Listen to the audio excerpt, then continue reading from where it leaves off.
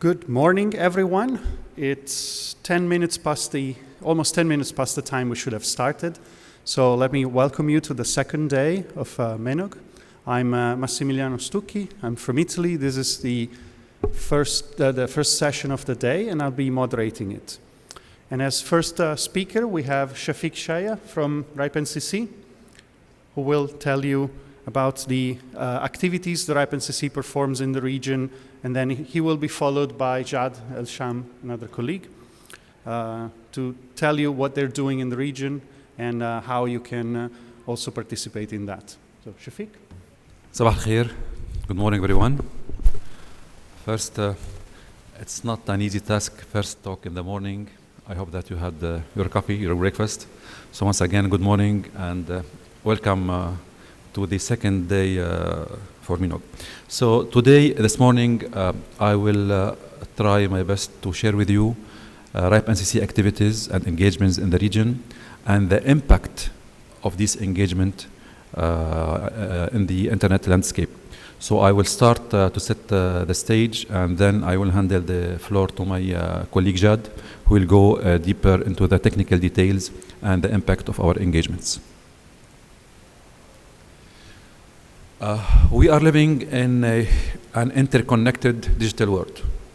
So the collaborative collaboration, the joint efforts, new initiatives are paramount.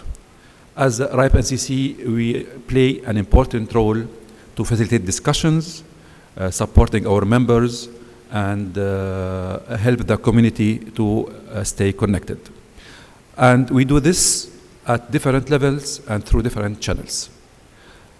Regarding our, if we want to start with the capacity development, we don't do our capacity development just, we go there, we deliver training, and we leave.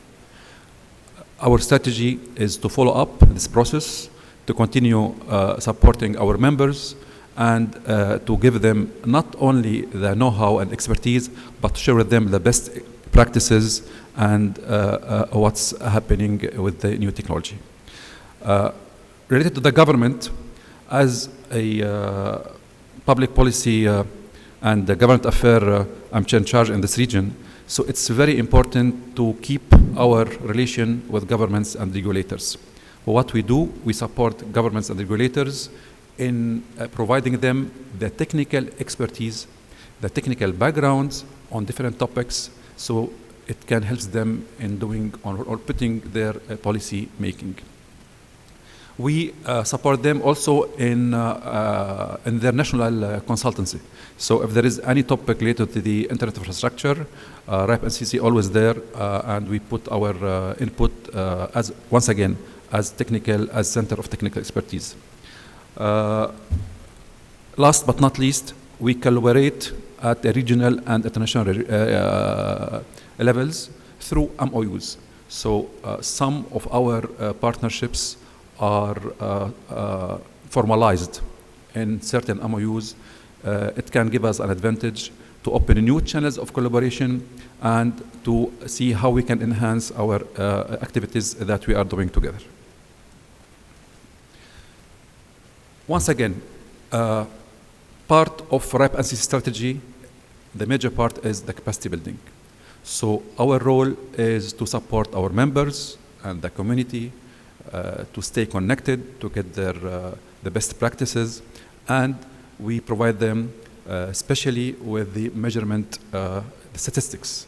We know that statistics are a very important tool, so we can measure the progress of all our activities. We have dedicated programs for each country, and Jad will go through this in details. So you know that each country has its own challenges. So we can't go there with a product or with an activity and make it as one fits for all. Of course not. So we discuss the challenges with the authorities and with our members, and then we go with a tailored program to support these countries. We have initiatives, and this is very important, joint initiatives, especially with governments. And once again, I will focus a little bit from governmental relationship because I'm leading this, and this is important in this complexity of internet governance that's happening now. So with the governments, we have different joint initiatives, especially in capacity development. One of the initiatives is with the regulator in UAE, and the other one is with the regulator in Qatar, and I hope that we can do the same here in Saudi next time.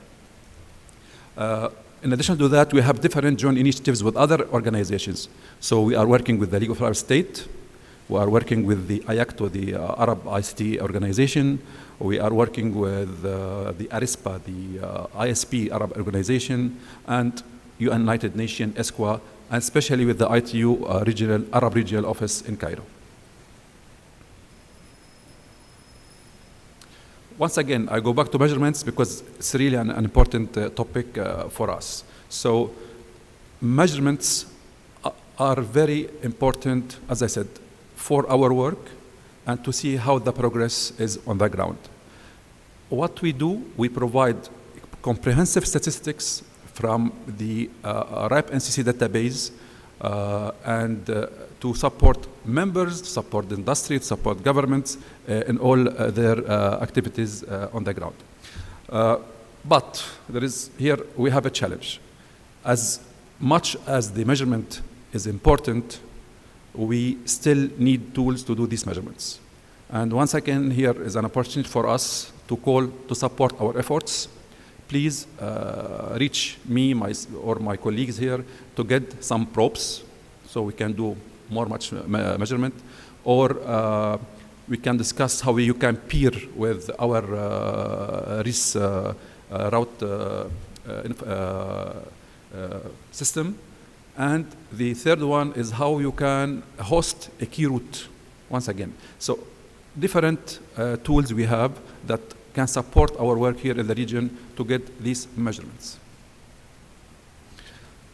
From a public policy perspective, or from our collaboration or relation with the governments, our relation with governments is not only beneficial, but it's essential. And what you can see here in this slide, we do government roundtables in different regions to discuss with the governments the common interest, to discuss their concerns, and to discuss how we can enhance their involvement in the RIPE policy.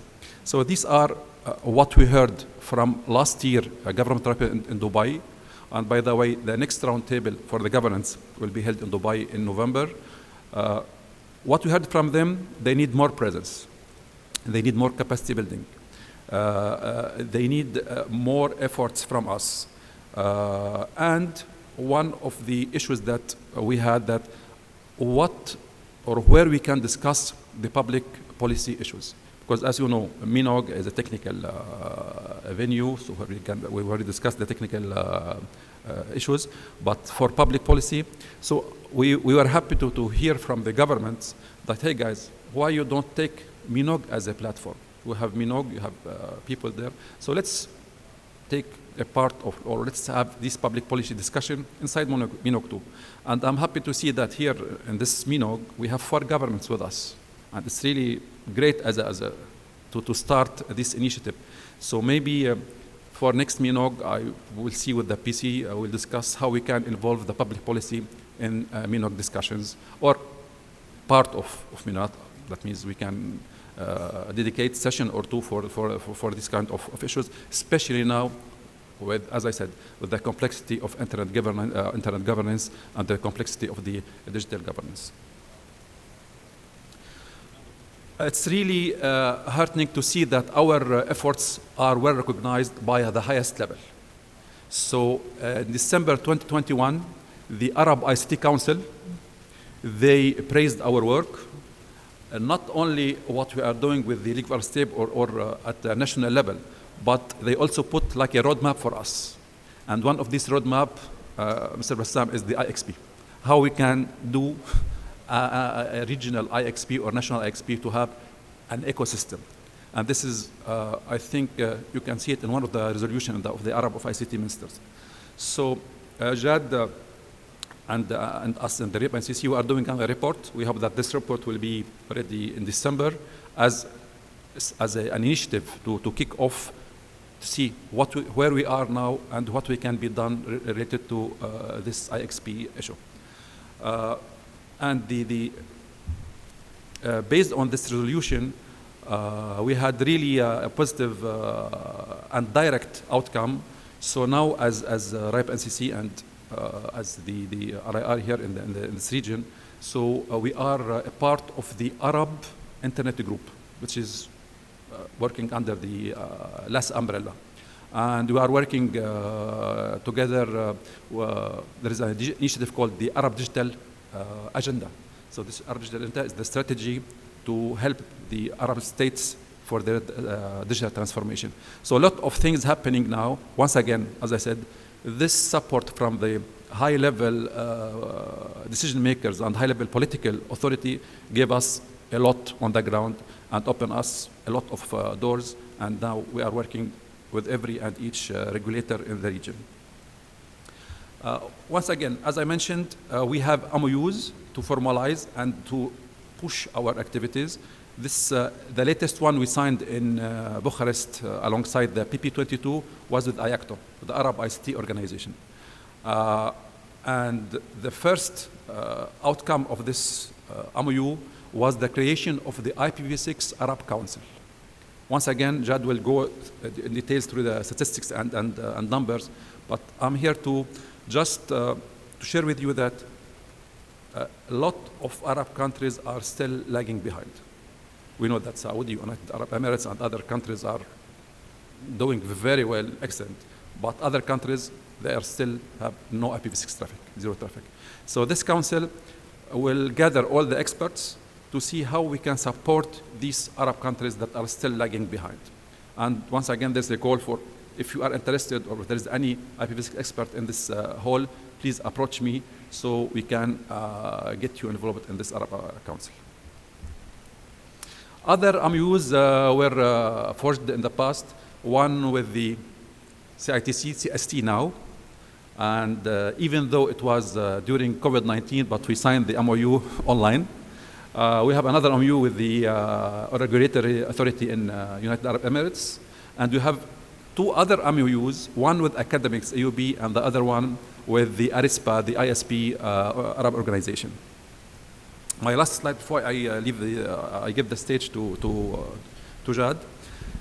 Even though we are doing very well in the region, and we have our joint efforts with all the stakeholder groups really paid off, and we have really successful initiatives and projects, we still have challenges and we still face some threats due to different reasons. But I will share with you here three main regions, once again, from the public policy and from my work with the governments. So we try our best not to be involved in this geopolitical conflict, and to trying our best to avoid any political alignment. We are a neutral, non-profit organization that work for the good of the internet. This is what we do here. So getting in dialogue or continue the dialogue and discussion with all stakeholders, including governments and policymakers, is part of our job to find a common ground and to find a consensus so we have a win-win situation. Last point here is the public policy that are being discussed since long time on the international scene, such as ITU and UN. So lot of, I say, positions from different states are there. As a technical community, we are not, we can't vote because the UN is a state member vote. So we are observers and we support these states, as I said, in technical backgrounds, supporting their positions at the ITU. So it's important to stay informed about these positions of the states, and especially now when we see the alignment of different regions behind some resolutions that can fragment the internet. So our working is to help these states to understand that these policies that they are doing or they are supporting maybe unintentionally fragment the internet. I will stop here. I will give Jad the floor so he can go into details into the technical operation on the ground and the impact which will be done by statistics on our activities. And I'm happy to answer any questions at the end of the presentation. Thank you. All right, so good morning, everyone. Sabah al-khair, thank you for being here. I'll try to be less political and shorter than my colleague Chafic. So just to let you know, to share some thoughts and ideas how we designed our engagement strategy here in the Middle East especially. We tried to adopt a proactive approach. For a considerable amount of time, we were waiting for feedbacks coming from our members, or if the market is asking for something, and then we try to react. But in the last 5 to 6 years, we decided to adopt a proactive approach. And that means a number of things. First, we do trend analysis, we do field assessment. So if we see, for example, that in one of the markets, we see IPv6 making some leaps, but in another country where IPv6 is only 0%, 1%, 2%, we try to do some analysis, we try to see what is happening there. In other instances, for example, if we see that there is a submarine cable affecting a few countries in the region, and then we see that some countries, they restore connectivity way faster than others, we try to see why is that. We try to do some lessons learned, and then we try to address the proper stakeholders in order maybe the operators, they need some help with traffic engineering on top of BGP, maybe they need some help diversifying their landing stations, etc., etc. So we try to be as proactive as possible, and we engage multiple stakeholders differently sometimes in order to achieve the same goal. Now, we cannot do everything, even though that sometimes we are looked at as some sorts of consultants, as Chafic mentioned, and we receive sometimes questions about stuff like blockchain, Internet of Things, etc. We try to help as much as possible, but the areas of interest that the RIPE NCC can contribute with are routing security and RPKI. I'll be talking about this a little bit in a minute. IPv6 adoption. Unfortunately, even though some of the countries here like KSA and the UAE are doing very well in terms of IPv6 adoption, a lot of the other countries in the region are still lacking, and we try to help them cross some of these barriers to IPv6 adoption.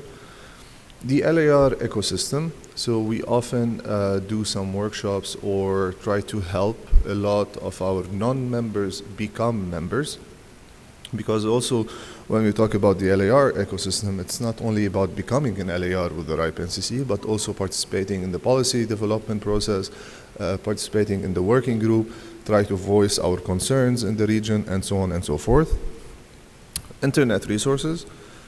So sometimes we see that some of our members are facing some issues applying or not knowing that they might have access to some of the resources, so we try to help them with that. And also IXPs. I'll be talking about this later on. So the inputs that we provide is not only on the technical level. So we do the technical stuff, of course, right? We do the capacity building, but also more and more so lately, we help with troubleshooting. So it's very common for us to go and sit with the technical teams of the operators. We go to the testbed environment of one of the, let's say, mobile operators, sit with them, try to see if they have some challenge, try to address it. And the nice thing about our work is that we sit in the middle between different regions, between Europe, Central Asia, and Middle East. So typically what we say is that if you're facing an issue, chances are someone else in the service region also faced that issue, and they managed to solve it in a way or another. So what we try to do is try to do the liaison, to do the lessons learned, and share the experiences. But also in the last couple of years, we've seen that there's more and more interest from our members and non-members for the RIPE NCC to address the business sides of things and the policy-making sides of things. So all right, let's move to the IPv6. Sure, there's a technical side, but more and more, there's also maybe a business side or a financial side behind it or economical side behind it. And typically what we hear in this region is that we should address the business need before we go to the technical side. So we're trying to be more proactive in this space as well. Now, how do we do this? We decided to proceed with personalized workshops. So long gone are the days where we have one set of slides and then we tour around and then we say, do this, do that, this is case one, this is case two. We rarely do this in the region anymore.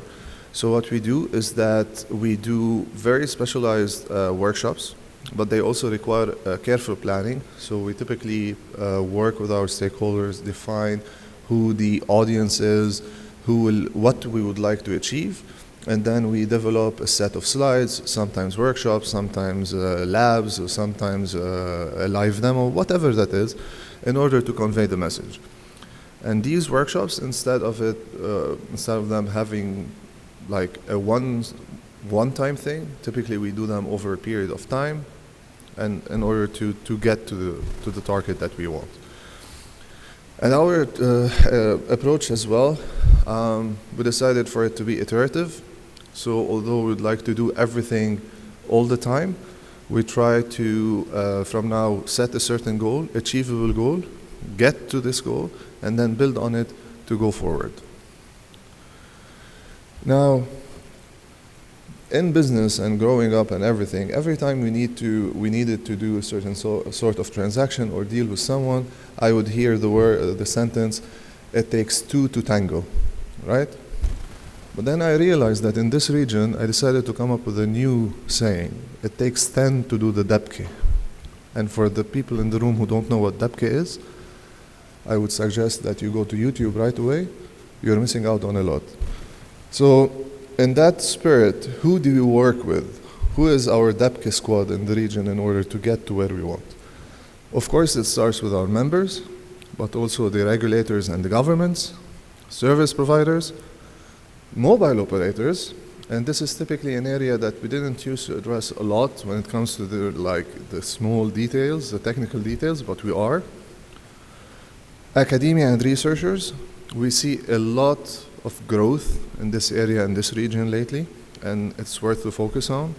Financial organizations, law enforcement agencies, content providers, we are seeing that they are more and more eager to come to this region. And also we work with our partner organizations, let's say ISOC, ICANN, PCH, and so on. Now, since MENOG 22, based on our proactive approach, we have been in active engagements in all these countries. Virtually any country in the region, we had some sort of long-lasting collaborations with them, all right? And even for the ones that might not be on this list, it could be that for sure we did something with them, but maybe it was like a one-time thing or there were some delays or so on. And we'd like to do some change. We'd like to see some change happening in the region. And that's why we went into this targeted approach.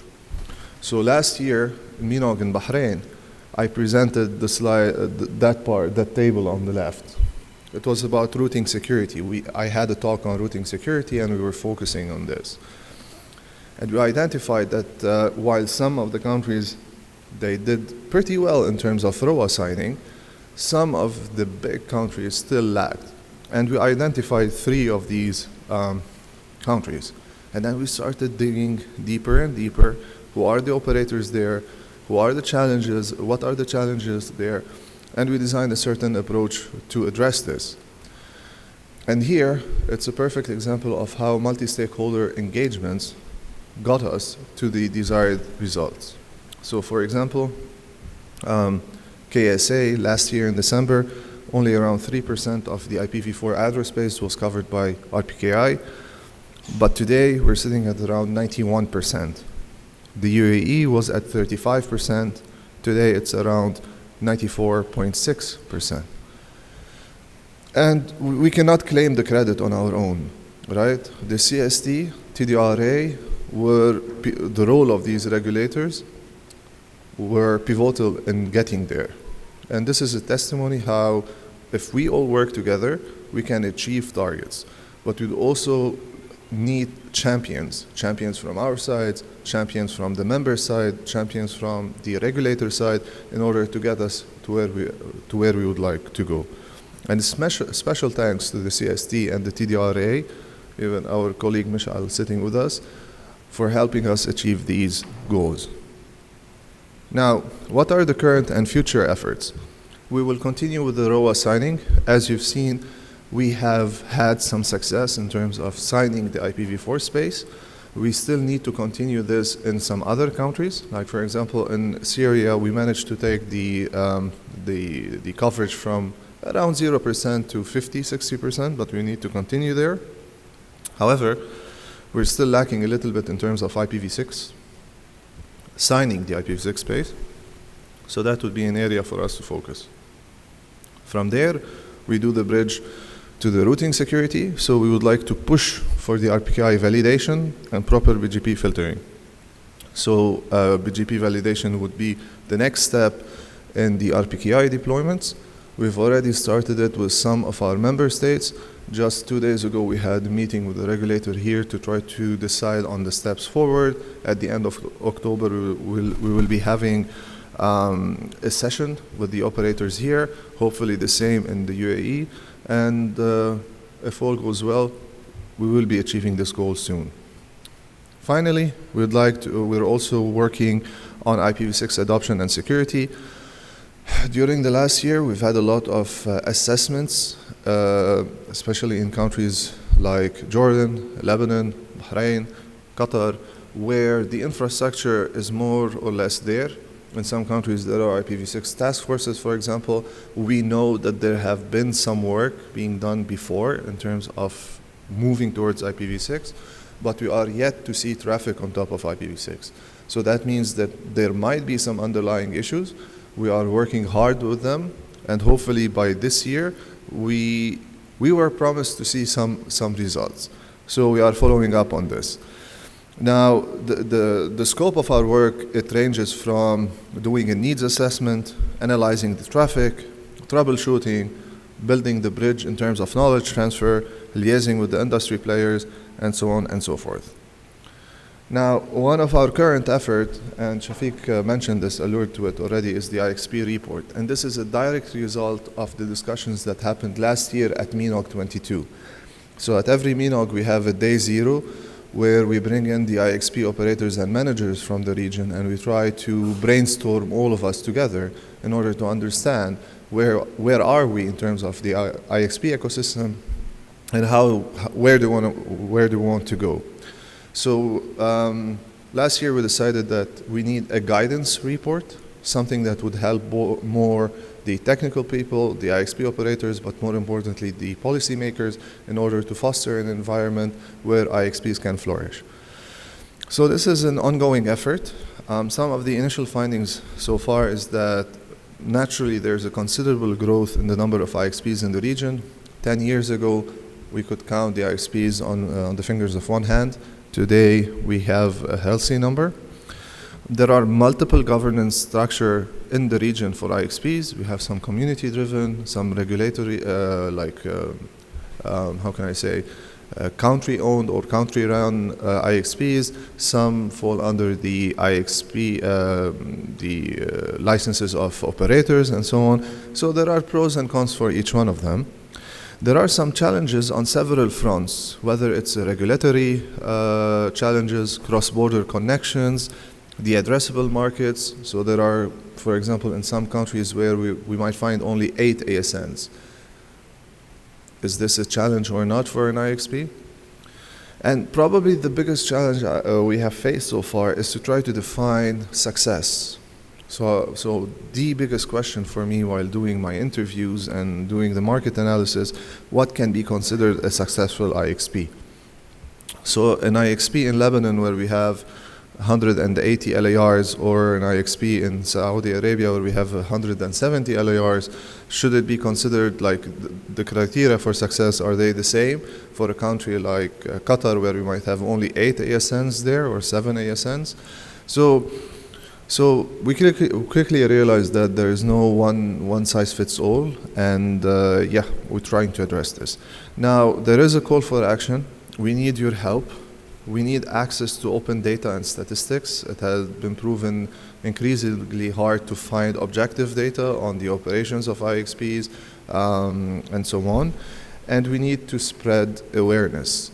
In some of our communities, 2 days ago, we had this Day Zero event here, and it seems that one of the immediate needs for us is to build a better community around IXPs, to realize the potential of IXPs, the role they play in pushing towards the digitization of the economy, building local content, and so on. So if you are interested in helping us in this space, we decided as well that as part of MENOG, there would be some sort of working group or focus group that tackles the IXP topic. And with that, I get to the end of my presentation, hopefully on time, because I've seen Max moving around right, left. And if there are some questions, we'll be more than happy to take them. I don't see any questions, but does anyone have any question?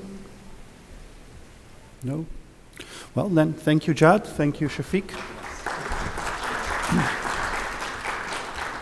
Now we have, the next speaker is Ahmed Abdelsalam, and I hope I pronounced it correctly. He speaks Italian, not from Italy.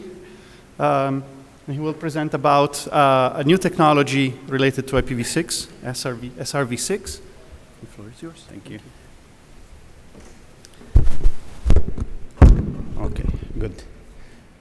السلام عليكم، صباح الخير. شرف كبير ان اكون موجود هنا في مينوج النهارده. That's the only part I'm going to do in Arabic for you, Massimiliano. So today we're going to cover a new technology and give you an update on a new technology called SRv6 microSID. So it's a new technology, but it's very mature. It's currently deployed standard, and this is what I'm going to show you today. So my name is Ahmed Abdelsalam. I'm a part of the segment routing team at Cisco, and with me, my colleague Munir Mohammed. He's from the global service provider team at Cisco, and he's going to cover some of the SRv6 use cases for internet and peering use cases. Okay, so let's get started. We have only 25 minutes today to talk about SRv6, so we will not be able to cover all of the details of the solution, but we maintain the segment routing website where you will have all of the materials that you need on SRv6, including tutorials and demos. So I leave you a few links here, but basically I invite you to make it a habit to go to this website to get the latest news on the SRv6 technology. Before we go deep into the SRv6 technology, I want to give you some reality check on the technology, where we are in terms of standardization, ecosystem, interoperability, and deployment. So let's start from standardization. When we started the SRv6 project many years back, the commitment to the operator and customer was very clear. We're going to deliver a standard-based solution that has a rich ecosystem both from vendor and open source point of view. So the SRv6 solution is completely standard. All of the different pieces of the solution is already standard at IETF. And at Cisco, we are proud to be the leader already in that area. So we co-author 96% of the draft. We are the co-author of all of the drafts, actually, and we are the editor of 96% of the IETF document. So it's a standard, but what about the ecosystem? The SRv6 enjoys a very rich ecosystem. So you have all of the major vendor names here on the slide.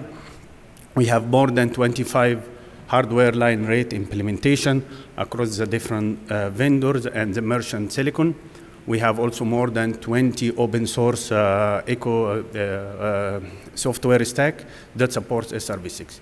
So we enjoy a very rich open source ecosystem and vendor ecosystem. We know that for operators, interoperability is very big thing and is very important. So there have been many SRv6 interop reports over the last years, but especially this year in March at the ENTC, we have, let's say, a very, very important milestone where all of the different vendors, they gather together in the ENTC interop, and there was an SRv6 microSID interop among all of the vendors. So you can see here all of the vendor names. That report was published in March this year at the MPLS conference in Paris.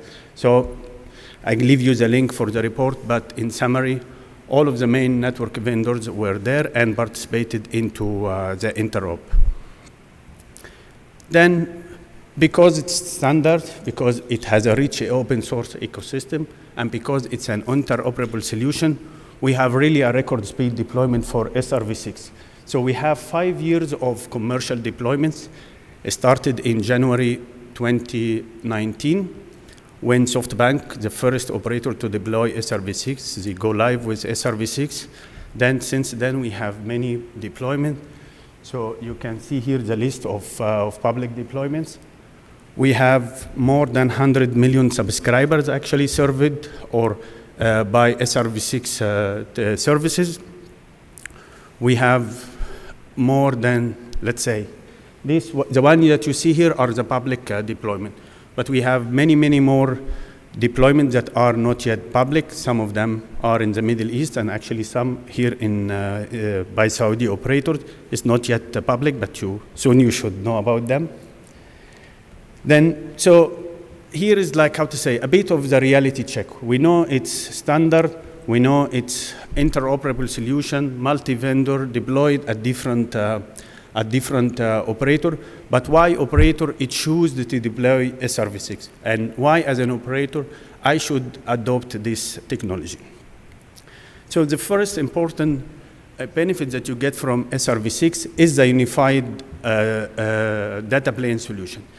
So with SRv6 you can create any kind of service, so you can create an end-to-end policy to deliver any kind of service, NFV, VPN, traffic engineering, fast reroute, or any kind of service. This service, you can deliver them using the same data plane or the same encapsulation, IP encapsulation, across the different domain, going from the host to the internet. So across the core, metro access, the NFV, the data center, the cloud, the host, so across all of the domain. So you finally get to the point where you cover a unified data plane. There were many talks from different operators talking about SRv6 benefits in the different domain and how it outperforms the per segment domain. So if you look at this talk, the first one from Dan Voyer from Bell Canada, he basically talks about how SRv6 outperforms MPLS in the core and metro. Then we have Dan Bernier from Bell Canada as well. He talked about how SRv6 actually simplifies the NFV and how they deployed SRv6 for the NFV use cases. Guillaume Meshra also from Verizon, he talked this year about the benefits of the SRv6 in the data center. So to summarize, one single solution that you can use to create any kind of service across the different network segments. I leave here you some of the, it is like a summary of these two talks. The first one on the left is basically on the benefits of SRv6 in the WAN and for the core and metro compared to MPLS. On the right, you can see the benefits of SRv6 compared to VXLAN in the data center. But it's not only, how to say, the simplification and the unified data plane, but also it's about cost and efficiency, because SRv6 microSID provides you the lowest MTU overhead. So when you have to carry the customer packet, you need to encapsulate it. And when you encapsulate it, you put some extra overhead on the packet. And with microSID, you get the best, how to say, the best encoding efficiency, and a good encoding efficiency mean, or lower MTU mean, a lower fiber cost. Then it's not only about the service creation, because we always want to deliver services to our customer as operator, but we also want to measure the service. So as part of the SRv6 solution, you get the measurement and the analytics integrated into the solution. This afternoon, I have a lightning talk of just 10 minutes. I will be talking mainly on the measurement and the analytics part. So I invite you to join that talk. So here we talked about the benefits, the reality of SRv6, but how the SRv6 microSID actually work and how I can deliver services with this technology. So in segment routing, basically, or in the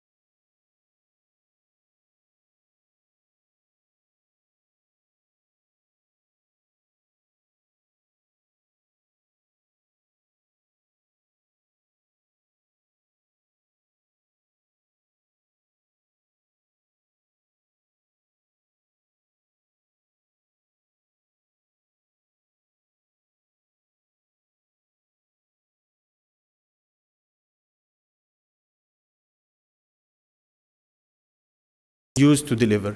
So those instructions are basically your service that you want to deliver. So in this network program, I have set of instruction, and any instruction can be bound to any behavior. So I can have my instruction bound to TILFA or fast reroute. It can be bound to traffic engineering. It can be bound to NFV, layer 2 VPN, or layer 3 VPN, and we will see with example how this actually works. So I need to deploy, to implement a policy. From A to Z, I need to do traffic engineering, NFV, and then VPN. So I'm going to create a network program, and this network program can combine all of these behaviors together, and let me show you how actually it works. Just to look at the encapsulation, how the SRv6 packet works. So typically in the SRv6 domain, or this, you can look at this as the IPv6 address, destination address of the packet. It's 128-bit. What we do with this 128-bit? The first thing that you have, we call the block. And the block is, here we have it /32, but it can be with a prefix link /16/48. We recommend /32, so I'm going to use /32 in this example. This block can be allocated from your private space, or the private IPv6 address space, FC/7, or similar to the 10.0 in the IPv4 world, or it can be allocated from your global space. The global space is the IPv6 prefix that you receive for your domain. And basically, but we recommend the private, so I'm going to use the private. Inside my domain, I want to deliver, I will allocate 2 blocks. One block for the normal minimum cost service. I want to provide a best effort service, and another block for the minimum cost service. So we get 2 blocks. So this is the first 32 bits of the IPv6 address. Then after that, we get a place for 6 microSID instruction. So with this 6 microSID instruction, I can bound them to any kind of behavior. So in my destination address of the packet, I have actually the space to deliver for 6 instruction to deliver different service. So here, after the 32-bit of the block, we get the space, as we said, for 6 micro instruction. And the reading of this, let's say, address is very intuitive. Don't get scared.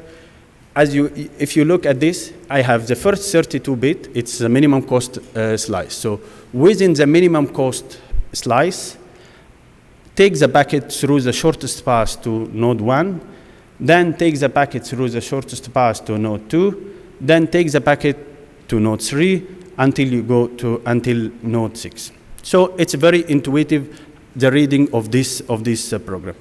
But then what about if I have less than 6 micro instructions? So I need only one instruction to deliver a VPN service. So I need to take the packet from this side to this side through a VPN service.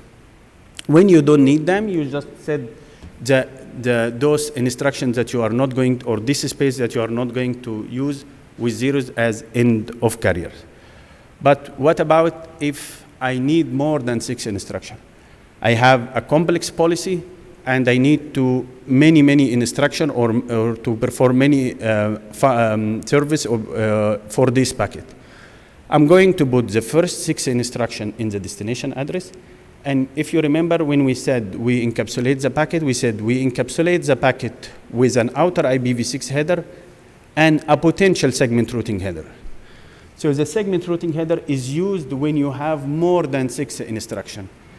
And this is where you carry the second or the other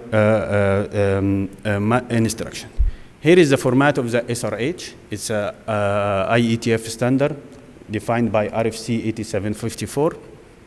In this SRH, we have the place to carry the other micro SID container when I need more than 6 instructions. But in most of the cases, because for now in MPLS, after 20 years, most of the use cases is actually solved with less than 6 labels. So basically, most of the time you will not need the SRH. So let me show you with an example. So we know how the mechanics of SRv6 micro SID work, but let's see by example, if I want to deliver a VPN service with a 5G, within a 5G slice, how I'm going to do this. If you remember, we said in any domain, we allocate 2 blocks. 1 block for the minimum cost and 1 block for the minimum delay. Let's start with a VPN service within the minimum cost 5G slice. So at node 2, I know that I have the 10.2 network, which is reachable through VPN 9, inside VPN 9. So node 2 is going to advertise that the 10.2 network is reachable through me in this VPN 9 using this SRv6 SID that you see in below here. Then when the packet arrive at node 1 is going to encapsulate those packets for the 10.0 network with the SID that it receives from node 2. Then if you want to read the SID, again, it's very intuitive. You can read it as in the minimum cost, within the minimum cost slice, I want to follow the shortest path to node 2, where the VPN actually behavior is instantiated, and I'm going to decapsulate the packet and send it to the customer. Then at all of the nodes in the domain, you don't need to do anything SRv6. Everything there is normal IPv6 forwarding based on the longest prefix match that we always do. When the packet arrives to node 2, what I'm going to do, I'm going to look at the destination address. I do longest prefix match. The packet arrived to me. This SID is bound to the behavior, the VPN behavior. So I'm going to decapsulate the packet and actually send it to the customer. Then what about if I want to combine the minimum delay 5G slice together with the VPN? It's very easy. I'm going to allocate the SID for this VPN from the block of the minimum delay slice. Then I advertise it to node 1. Node 1 is going to encapsulate the packet. Then over the network is going to be forwarded over the minimum according to the minimum cost algo. And at node 2, I'm going to decapsulate the packet again and send it to the customer. So if you read what is written in this SID within the minimum cost slice, within the minimum delay slice, forward the packet through the shortest path to node 2, where I have actually the VPN instantiated, and when you reach node 2, decapsulate the packet and send it to the customer. So those was the first slide that I want to show you how SRv6 basically, how I can use SRv6 to deliver this service. But also to be more in the context of this conference, my colleague Munir Muhammad is going to show you how SRv6 can be used in the peering and exchange use case. Munir is from the global service provider team at Cisco, and he's the best one to talk about these two use cases. Okay, my name is Munir Muhammad. I'm part of the GSP team within Cisco, and I have the pleasure to present in MENOG for the second time. Last time was in Bahrain. So basically, to put things into the context of the forum here, all what Ahmed described in terms of value and benefits of SRv6 can be applied to the peering as well as the exchange domain. It's undeniable truth that the exchange have become, or actually an integral part and very important part of the internet ecosystem. They facilitate exchange of traffic between different networks locally without going through the overseas or over very expensive transmission or cabling resources. So, but the IXPs themselves, they have been through transition or migration from legacy technology to modern technology. They used to build networks or exchange sites as a standalone site with layer 2 technologies, mainly Ethernet-based technologies to build a single site. Now they are expanding their footprint to cover many number of sites across the globe, and they are struggling to connect all these sites together to offer new services like, for example, I mentioned one of the use cases here, which is a global remote peering that's offered by DESIX, and I think it's offered by other exchanges as well. So they have been through migration from legacy layer 2 architecture into more of SP-like architecture, the use of VPLS over MPLS, for example, to connect those sites, because they cannot use the same concept of building a standalone site across multiple sites. So they started to face the challenges when it comes to bump traffic control, when it comes to multi-homing, when it comes to redundancy and handling of the bump traffic within the network. And they are struggling to have basically to build a multi-tenant overlay architecture that's scalable and simplified to connect all of their sites. They have some of the sites are not connected to the backbone of the exchange, maybe because of limitation in terms of submarine cables or connectivity to outdoor sites. So they are looking for an architecture that allows them to connect all these sites in a very simple and automated way to scale the network to handle this huge amount of traffic.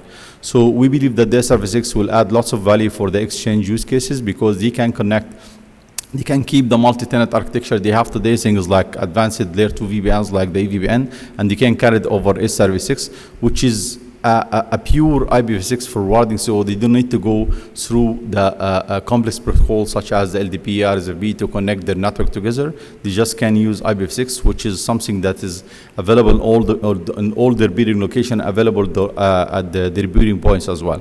So by just IPv6 forwarding, native IPv6 forwarding, they can connect their network and provide very scalable overlay architecture.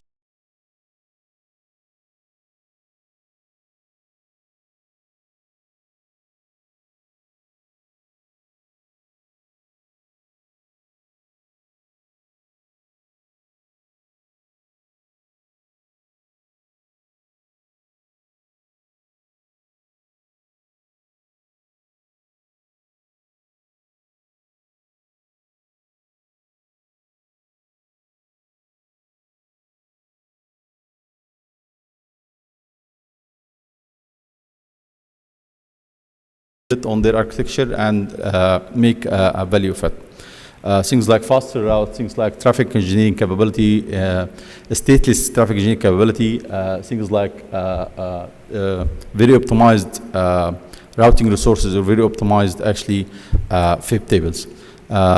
The second use case is basically related to the peering. It is very unlikely to find a service provider today that's taking the traffic all the way from the internet and directly send it to the customer. Sometimes they need to add some value-added service on top of it. Things like adding firewalling services, passing the traffic through scrapping center, and when they try to do this, they actually face challenges due to the complexity of the mechanism we use to build such architecture. So if we have traffic, for example, coming from the internet, and instead of sending directly to the final destination or the end customer, we need to basically pass it through network functions that could be anything, or firewall services. So the first challenge that the billing domain running an architecture, the data center is running architecture where they host the cloud native or VNFs, and then the transport network, which is the MPLS network, running a different architecture. With this Service X, they can unify all of this, and all what they can do, they can just by simple policy with the BGP community or coloring, they can instruct the ingress, the first router on the facing the billing domain to steer the traffic whether through multiple network functions or services. That could be firewalling for could be WAR filter, which is common in Saudi Arabia, or it could be a DDoS. And instead of using the on-RAM, off-RAM technologies, complex mechanisms to steer the traffic through for DDoS, you can use, for example, a Service X microsed to steer the traffic through the network. So this is just a couple of use cases that we wanted to discuss. But if you have, if you need to dig deep about this, actually we can discuss it, or you can reach out to the Ahmed or me to discuss it in deep details. Thank you. Any question? Good. Okay. Thank you.